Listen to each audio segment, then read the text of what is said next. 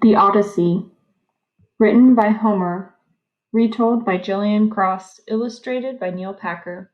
Chapters 1 through 3. Out of the mysterious past comes this tale of human endurance, full of unknown dangers and terrifying monsters. It tells the adventures of a man who spent 10 years fighting the anger of the raging sea as he struggled to sail home.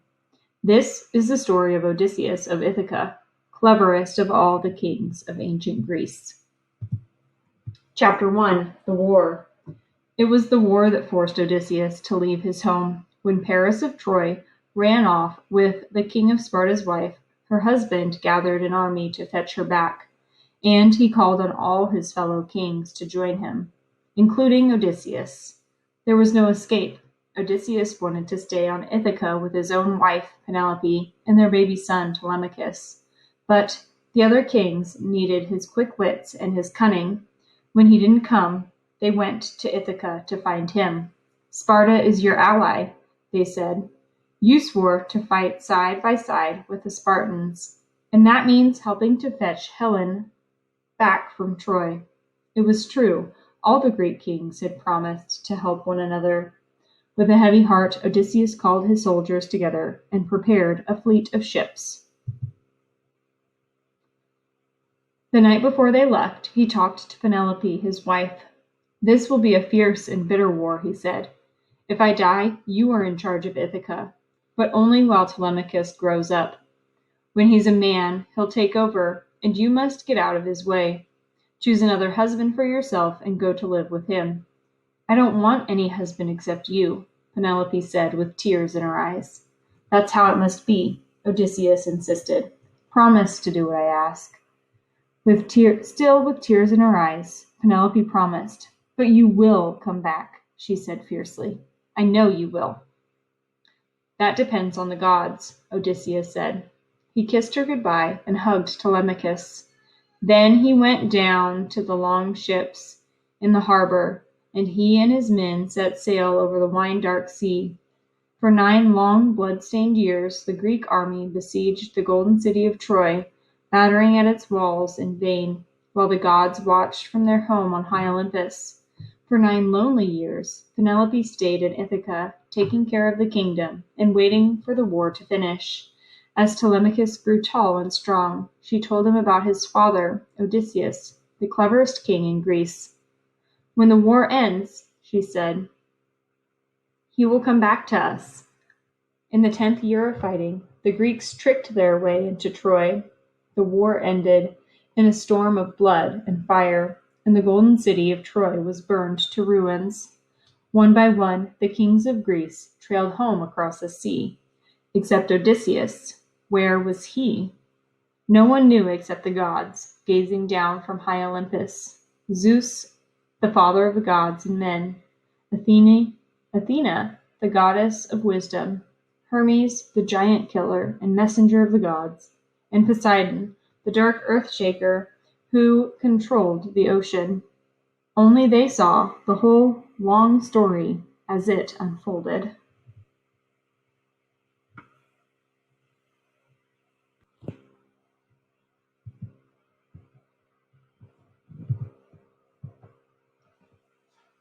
Chapter 2: Traveling into Disaster. Odysseus left Troy with 12 ships full of weary, homesick men. The wind was in their favor, but they weren't carrying enough food and water for the journey. When they came to the city of the Cicones, they went ashore, killing all the men and taking what they needed. It was a stupid, greedy attack, and the sailors made it worse. When Odysseus ordered them back to their ships, they refused to obey him. They'd just finished fighting a long, fierce war, and they wanted to rest and feast. Ignoring Odysseus, they butchered the sheep and cattle they'd captured and barbecued them on the beach. As they worked, they broke open barrels of wine and started drinking steadily. By the time night came, they were all incapable. They slumped down onto the sand and fell asleep beside their dying fires. It was disastrously stupid. While they slept, the Cicones were creeping around in the hills, gathering reinforcements. At dawn, a wild army came sweeping down from the hills, looking for revenge. Odysseus's men were woken by the clash of spears and the rattle of chariot wheels. Leaping up in a panic, they snatched at their weapons, but it was too late to form a battle line. They had to defend themselves as best they could, fighting hand to hand all over the beach. They held out until evening. Then the Cicones overwhelmed them, slaughtering more than 70 men. The others ran for their ships, exhausted and terrified. They scrambled aboard frantically, hoisting the sails and hauling on their oars. It was impossible to recover the bodies of their comrades. All they could do was call out a sad goodbye as they left them behind on the beach. And there was no chance to rest once they were out at sea.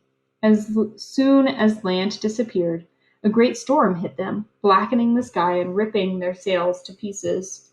Raging wind blew them off course, driving them out past Cytherea into the river of the ocean beyond. For 9 days, the storm howled around them without stopping.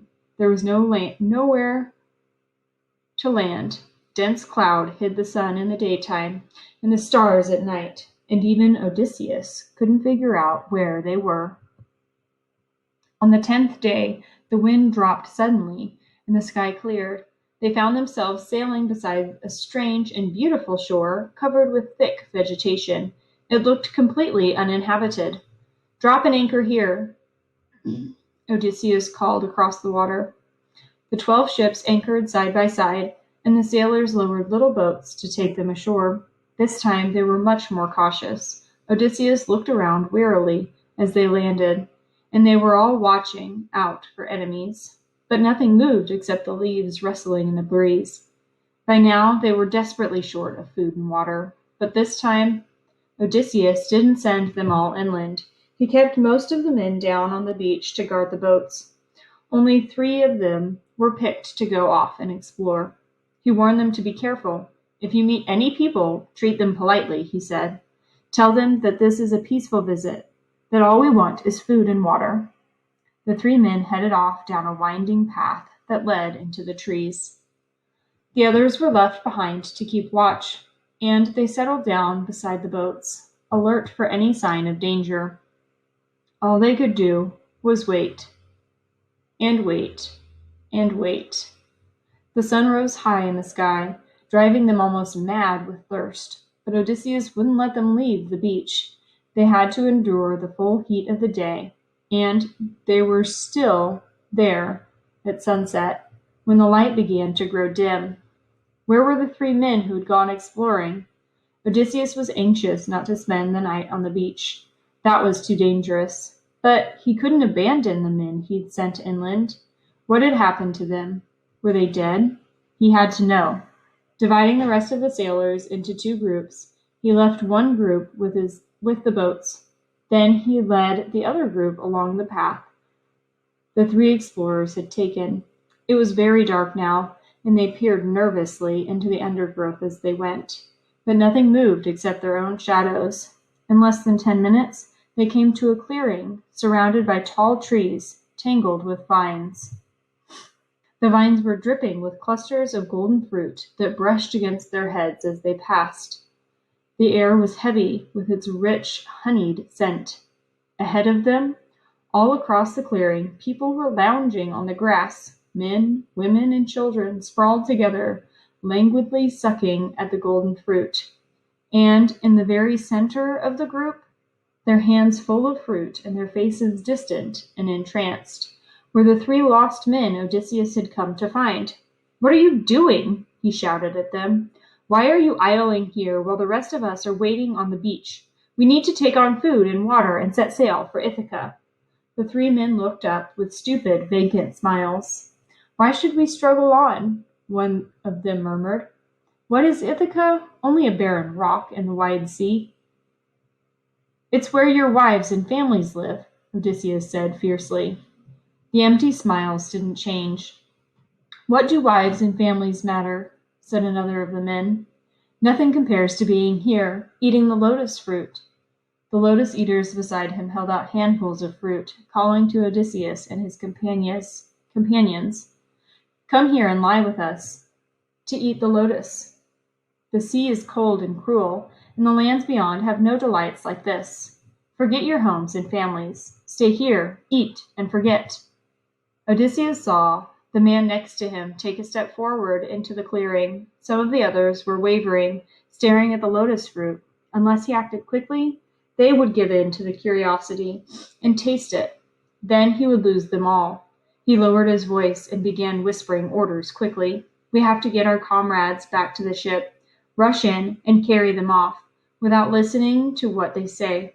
And don't taste the fruit. Don't even lick the juice from your fingers. This is a terrible place. His sailors obeyed, charging forward to seize their companions. Drugged by the honey-scented lotus, the three on the ground were taken by surprise as they were hoisted up and dropped the fruit they were holding. Immediately, they began to wail and scream. Give us back the lotus! How can we live without it? Put us down. This is the only home we need. Leave us here. Their cries were useless. Odysseus had them carried down to the boats and tied up tightly to stop them from rushing straight back to the lotus eaters. He had no intention of setting them free until the effect of the fruit had worn off. They were taken on board and pushed under the benches out of the way of the oars. Then the boats headed back to where the ships were anchored. They had failed to take on any extra food or fresh water, but Odysseus dared not stay any longer. If the rest of his men decided to taste the lotus fruit, none of them would ever reach home. So they left the beautiful, treacherous land of the lotus eaters and headed out again into open sea. As night fell, a thick fog came down over the sea. Within half an hour, the ships were moving in total darkness. There were no stars to guide them. There was no light from the moon. They didn't realize that they were near land until they heard the unmistakable scraping noise of their ships running aground. Hastily lowering their sails, they dropped anchor and jumped into the water. Through the fog, a dark mass of land loomed ahead of them, but they were too exhausted to think of exploring it. They had just enough energy to stagger up the beach out of range of the tide. As soon as they felt dry sand under their feet, they lay down and fell asleep, wrapped in their cloaks. They didn't even wonder what kind of land they had found. Chapter 3: The Giant in the Cave. They awoke to a beautiful, clear dawn and a fine view.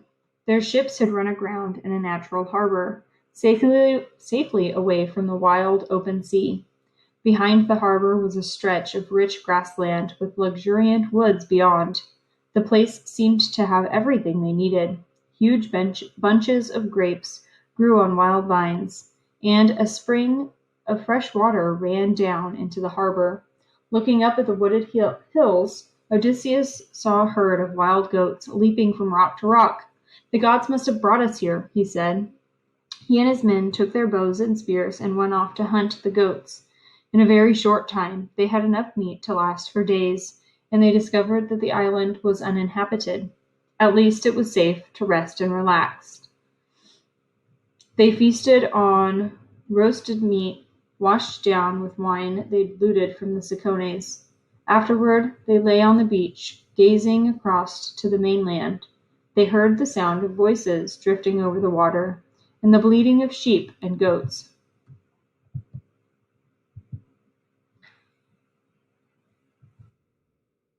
And they saw smoke rising into the evening sky from fires like theirs. Idly as the sun went down, they wondered what kind of people lived over there. They peered across the dark shore, but no human figures were visible. And, however hard they tried, they couldn't make out what the voices were saying. Still listening, the sailors fell asleep one by one beside embers of their fires. Only Odysseus stayed awake, looking across the water. As the sky grew black and the stars came out, he stared at the glimmering light from the distant fires. What was over there? Whose voices could they hear? As soon as the sun rose, Odysseus was on his feet, giving orders to his men as they awoke. 11 ships must stay here to take on food and fresh water, he said, but I'll take my own ship over to the mainland to see what sort of people live there. He signaled to his crew, and they followed them into the water.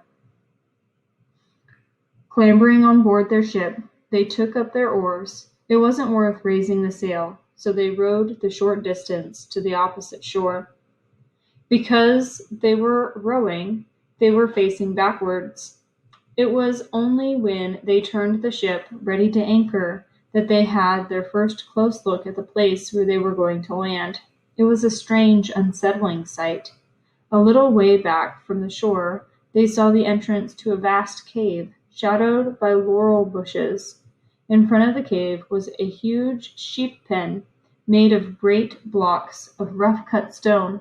Every block was taller than a man. What kind of creature could build like that? The sailors glanced nervously at one another, and someone muttered that they ought to row straight back to the island. But Odysseus was curious. He bit his lip thoughtfully, making a plan. "Most of you must stay and guard the ship," he said. "I'll take 12 men with me to explore the cave." He chose 12 of the best and bravest and ordered them to pack up some food. Then he filled a big wineskin with rich, strong wine and jumped into the water to wade ashore. He and his 12 companions crept up the beach toward the towering sheep pen, peering through a crack in the wall.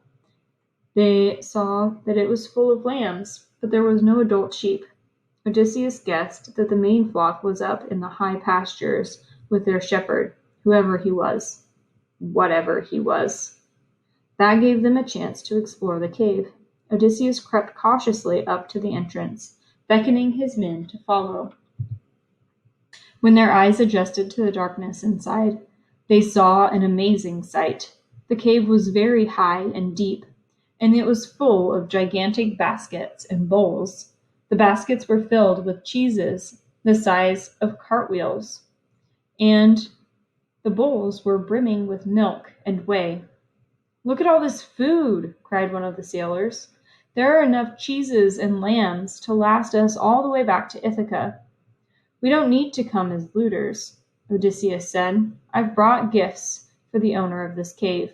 He'll give us gifts in return, out of politeness, and then we'll have all the meat and cheese we need. And we'll have made a new friend, not an enemy." His men were still nervous, but he persuaded them to stay. Taking dry wood from a stack at the back of the cave, they built themselves a fire and settled down to wait for the owner to return. They heard him before they saw him. Thud, thud, thud. His footsteps shook the ground ahead of him. In 3 strides he had reached the cave, and he was driving his sheep inside. A huge bundle of firewood flew in after them, and then came the giant himself. His massive body blocked out the light as he stooped to walk through the entrance.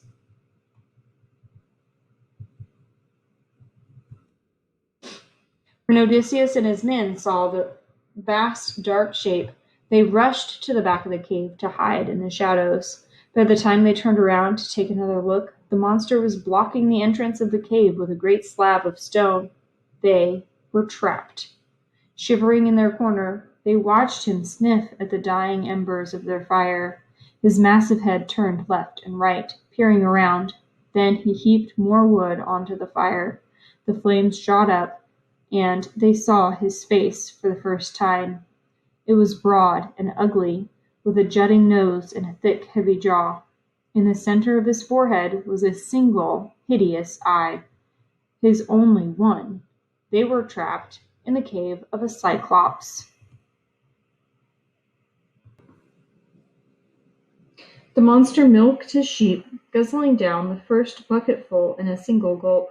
He set the rest of the milk aside to curdle for making cheese. Then he built up the fire again, piling the wood so high that the red glare lit up the cave.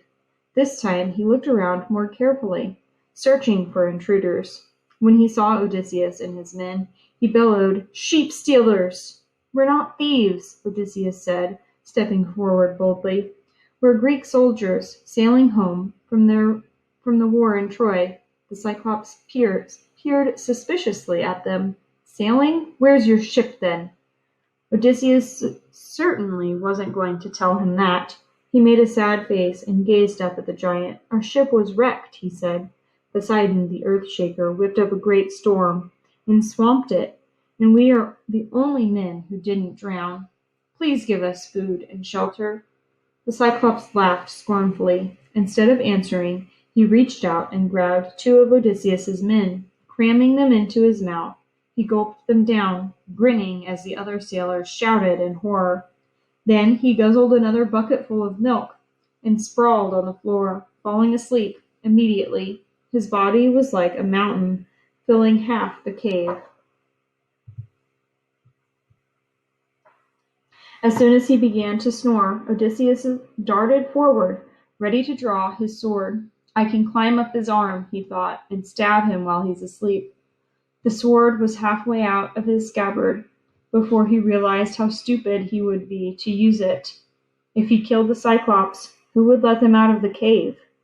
He and all his men working together would never be able to move the stone that blocked the entrance.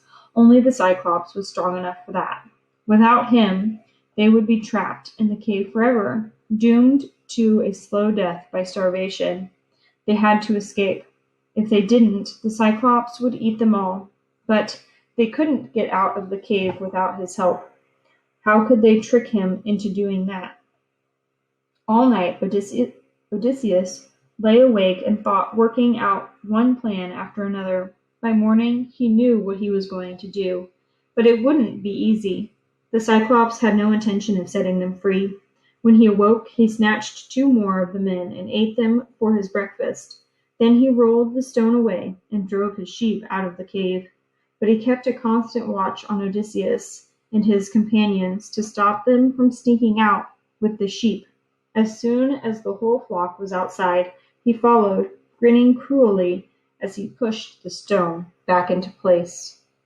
Odysseus waited until the thunderous footsteps had died away in the distance. Then he took a long pole that was leaning against the wall of the cave. "This is the weapon we're going to use to defeat the Cyclops," he said. As he explained the plan to his companions, he used his sword to cut a long piece off the pole. He sharpened it to a point and held the sharpened end in the fire to harden it. Then he hid the finished weapon at the back of the cave, ready for when the Cyclops returned. It was evening before they heard his terrible feet coming back. Thud, thud, thud. The stone was dragged away from the mouth of the cave, and in came the sheep. The Cyclops lumbered after them, pulling the stone into place behind him. The evening went the same way as the one before. The Cyclops milked his sheep and swilled down 2 bucketfuls of milk. Then he grabbed 2 sailors for his supper, crunching their bones as he chewed them up. It was a horrific sight, but Odysseus and the rest of his companions forced themselves to stay quiet. Soon they would have their revenge. When the Cyclops had finished eating, he settled himself down beside the fire. That was the moment Odysseus had been waiting for. Filling a drinking bowl with the strong wine he'd brought from the ship, he stepped forward and held it up to the Cyclops. "I brought this as a gift," he said, "hoping for your help. But I can see that you're too wild and savage to appreciate good wine." The Cyclops snatched the bowl out of his hand and drank the wine in a single gulp. Then he rolled his single glaring eye and held out the bowl. "More," he growled. "And when you've poured it, tell me your name. I have a gift for you, too." Odysseus nodded and smiled, but he didn't speak, not yet. He just filled the bowl again, and then again after that, and again. The Cyclops went on guzzling the wine, not realizing how strong it was. Gradually his speech slurred and his eye glazed over. When he was totally drunk, Odysseus spoke at last. "You asked for my name," he said. "I will tell you. I am called Nobody. And where's the gift you promised me?" The Cyclops rolled his eye and bellowed with laughter. "Here it is. I promised to eat all of your companions before I eat you. Isn't that a fine gift? I'll save you until last." He roared with laughter again, and then slumped over onto his back. In less than a minute, he was snoring drunkenly. As soon as he was unconscious, Odysseus ran to the back of the cave to fetch the pole he had sharpened. Once again, he and his men plunged it into the fire, but this time they held it there until it was red hot. When it was just about to burst into flames, they lifted it out and raised it high in the air. Then they drove it with all their strength into the Cyclops' one enormous eye. He awoke with a scream, knocking them out of the way as he jumped to his feet, and he went on screaming as he struggled to pull the stake out of his eye. The noise awoke every other Cyclops on the hillside, and they all came racing down from their homes, shaking the ground like an earthquake. "What's the matter, Polyphemus?" they yelled. "Why are you shouting like that? Who's in the cave with you?" "Nobody," Polyphemus shouted. "Nobody's here." The other giants were baffled. "Has someone hurt you?" they yelled. "Do you want revenge?"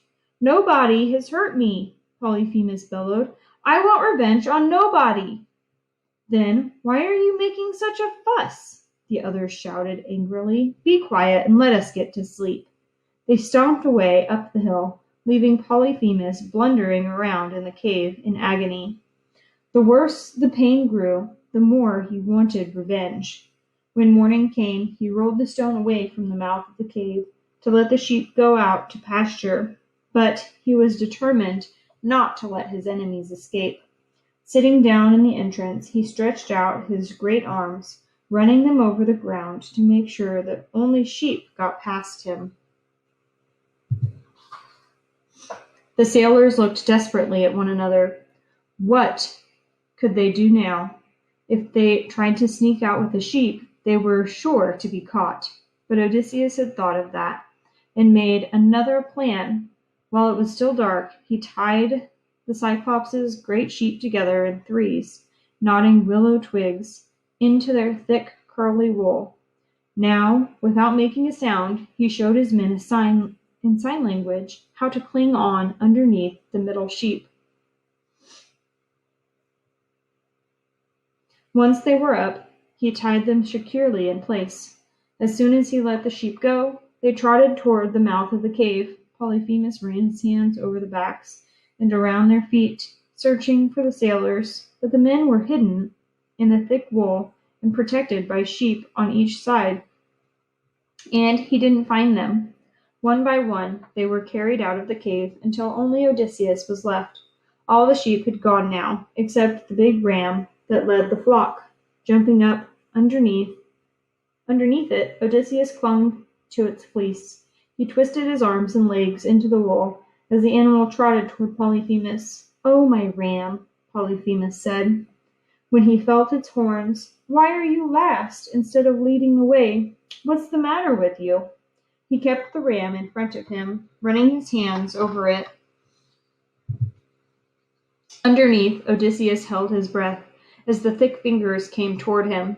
They were just about to touch his shoulder when Polyphemus stopped and let out a great sigh. "You stayed behind because you were sad, didn't you, dear ram?" he said. "You know I've been hurt.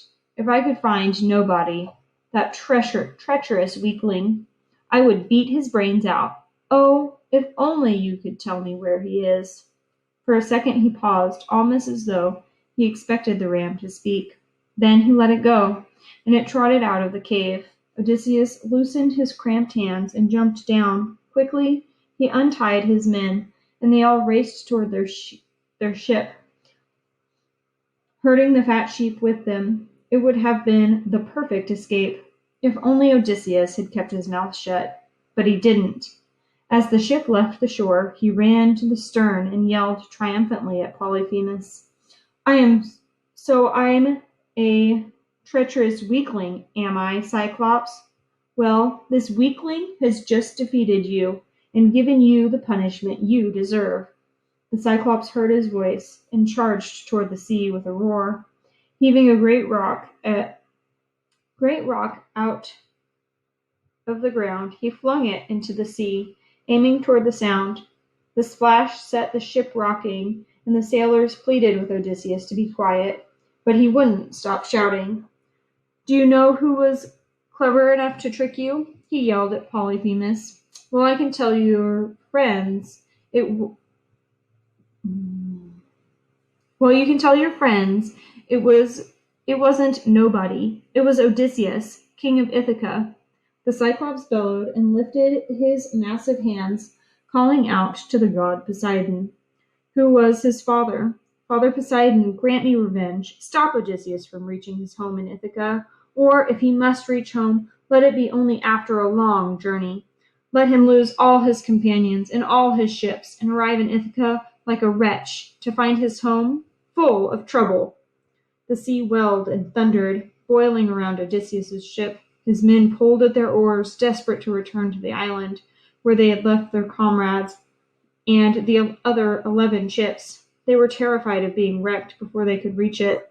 But by morning, they were there, and everything was calm. The sea slapped softly on the beach under the clear sky. It seemed that Polyphemus's curse had dissolved like a puff of wind, but it hadn't. Deep under the river of ocean, Poseidon, the earth shaker, had heard the voice of his son. Rearing up his mighty head, he scanned the wine-dark sea until he found Odysseus and his tiny fleet of 12 longships. Shaking the tangled locks of his hair, Poseidon began to watch them.